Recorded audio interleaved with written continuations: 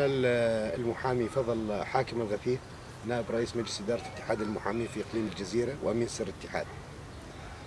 بالنسبة لليوم العالمي لمناهضة المرأة يوم 25 الشهر الجاري، هذا اليوم قد تقرر في الأمم المتحدة لمناهضة العنف ضد المرأة.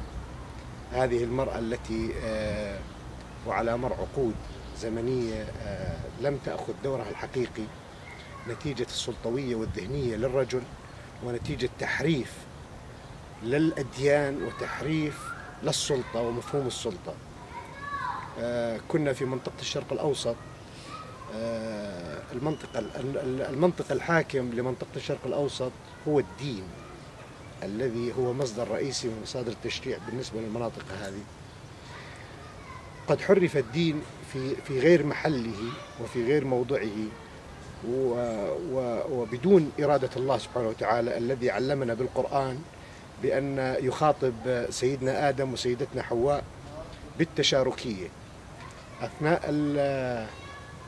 أثناء فكرة الخطأ الذي ارتكبوه مشتركين، وأثناء فكرة الاستغفار مشتركين، وأثناء فكرة اللوم عندما لامهم الله قد لامهما مشتركين. هذه الفكرة التي أغفلوها أو طووها أصحاب الذهنية الذكورية للرجل من المتدينين، واعتبروا أنها لا تصلح للولاية ولا تصلح للقيادة ولا تصلح لأخذ الدور، إنما دورها فقط في المنزل، وهذا غير حقيقي وغير صحيح.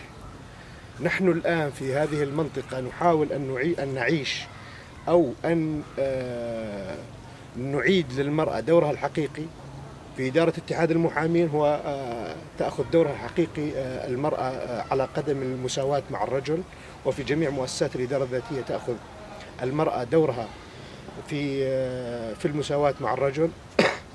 يؤخذ على المرأة، ونحن نستنهض همم المرأة في جميع المجالات بأن تأخذ دورها الحقيقي، وأن نعطيها، أن نوعيها لأخذ دورها الحقيقي في جميع المجالات، وأن لا تترك المجال للسلطة الذكورية بأن تأخذ كل شيء، وأن تصبح هم القوامين عليها بدون سبب يذكر وبدون أي منطق، معتمدة ومعتمدين على الأفكار السابقة القديمة.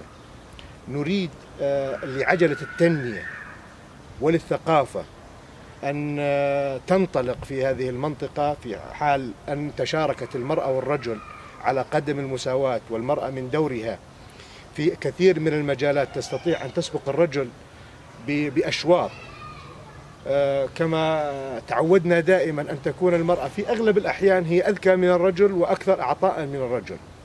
نتصور في حال أخذت المرأة دورها الحقيقي أن تستمر عجلة التنمية، وأن يصدر لنا مجتمع مثقف واعي، كما قيل في المثل، أو أحد الكتاب العالميين قال: إن صنعت امرأة مثقفة قد صنعت جيلا مثقف. بعكس الرجل، إن صنعته قد تصنع شخص واحد فقط، أما المرأة فتصنع جيل متكامل مثقف. هذا ما أريد أن أضيفه في اليوم العالمي للمرأة، ونشد على أياديها في جميع المجالات بأن تأخذ دورها الحقيقي، وأن تكون مكملة ورائدة وعلى قدم المساواة مع الرجل.